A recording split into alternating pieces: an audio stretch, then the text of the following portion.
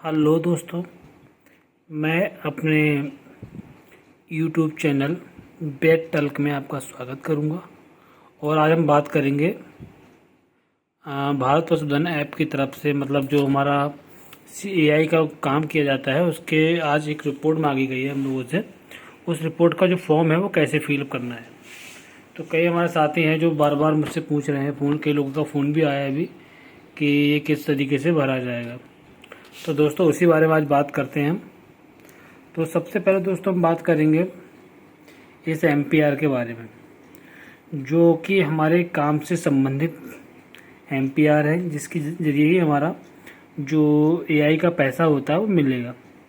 तो दोस्तों point by point मैं आपको बताऊंगा किस तरीके से ये भरना है, क्योंकि हमारे कई साथी बहुत परेशान हैं जिन्हें समझ में नहीं आ रहा है ये किस तरीके से भरा जाएगा। तो सबसे पहले हम बात करते हैं जो हमारा कृत्रिम गर्भाधान कार्यकर्ता का जो भारत पशुधन ऐप पर जो प्रति माह किए गए काम का जो मासिक प्रगति और जो मतलब एमपीआर जो होता है वो किस तरीके से भर के देना है। तो सबसे पहले हम बात कर लेते हैं माह एवं वर्ष।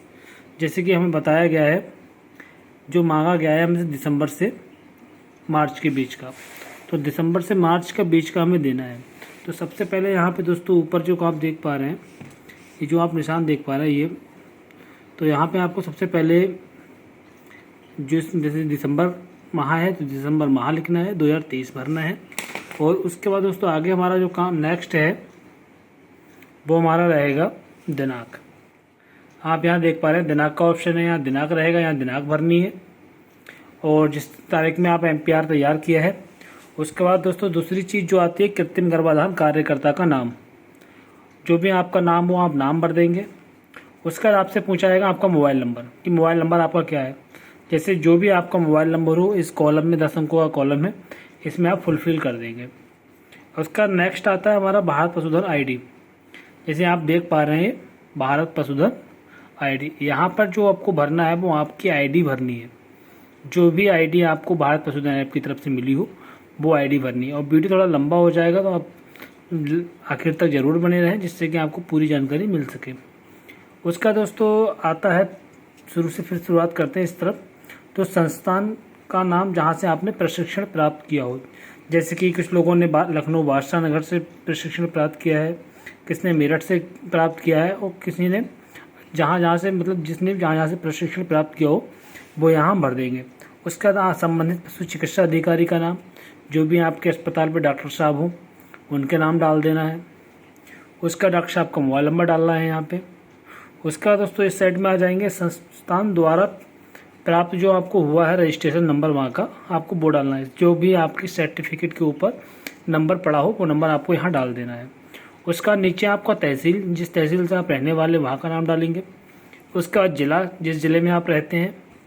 उसके बाद आपका जो बैंक का कोड जो है IFSC कोड मिलता है वो आप डाल देंगे।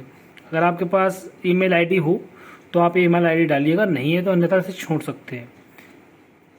इसके बाद दोस्तों फिर यहाँ पे नीचे आ जाएंगे मैत्री का ग्राम पंचायत। हालांकि दोस्तों इसमें नाम न्याय पंचायत का नहीं मांगा गया है, ग्राम पंचायत जिस ग्राम पंचायत में आप रहते हैं उस ग्राम पंचायत का नाम डालना है।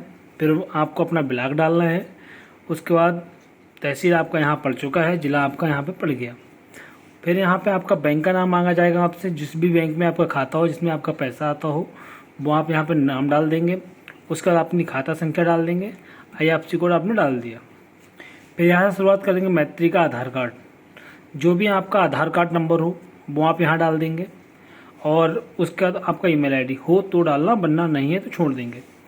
उसका दोस्तों आईडी पर जो मैप किए हुए हैं आपके आईडी में जितने भी गांव जो खुले हैं वो गांव आपको यहाँ पे मैप करना है। 1 से 13 तक नंबर दिया गया है। अगर आपके पास ज़्यादा है तो आगे को यहाँ तक बढ़ा सकते हैं, अगर नहीं है तो आप 13 नाम भर देंगे। जैसे कि जो भी आपका गांव का नाम वो यहाँ डालेंगे, यहाँ डालेंगे, यहाँ डालेंगे, इस तरीके से एक एक करके आप भर देंगे। और अगला अब हमारा आता है आपूर्ति स्रोत। तो यहाँ क्रमांक दे दिया गया है। फिर आपूर्ति स्रोत सेक्शन आ जाता है। तो दोस्तों यहाँ पे सबसे जो आपको सबसे ज़रूरी चीज़ जो है, जहाँ सबसे ज़्यादा हम लोग कन्फ्यूज हो रहे हैं वो ये है कि प्राप्त किए वीर्य स्टार्च का विवरण। जैसे जो भी आपको अपने पशु चिकित्सालय से सीमन प्राप्त हुआ है वो आप यहाँ पे डालेंगे पहले कॉलम में, प्राप्त किए गए वीर्य स्टार के विवरण में। तो प्रजाति का नाम जैसे कि आपको HF मिला है या साहिवाल मिला है या मुर्रा मिला है, वो हो गया आपका मतलब गाय भैंस हो गई आपकी प्रजाति। सही, प्रजाति आपकी गाय भैंस पहले से मेंशन है, उसमें आपको कुछ नहीं करना। यहाँ आता है स्टार्च की संख्या, आपको गाय और भैंस के कितने कितने स्टार्च यहाँ पे मिले हैं। गाय भैंस के आपके कितने स्टार्च यहाँ पे मिले हैं। अगर आपको 10 मिले हैं 10 डाल देंगे, 50 मिले 50 डाल देंगे गाय के, और नीचे भी इसी प्रकार भैंस के डाल देंगे। फिर यहाँ कुल योग टोटल लिख देंगे कि आपके दोनों कितने में। उसके बाद आपको बुल ID मांगा जाएगा, जो भी आपके पास इस गाँव की बुल ID हो आप यहाँ डाल देंगे। बुल ID डालने के बाद वो ऐसे ही छोड़ देंगे, बाकी सब नीचे का ऐसे ही छोड़ देंगे। यहाँ पे आपसे पूछा जाएगा स्रोत, आप कहाँ से आपको सीमन प्राप्त हुआ।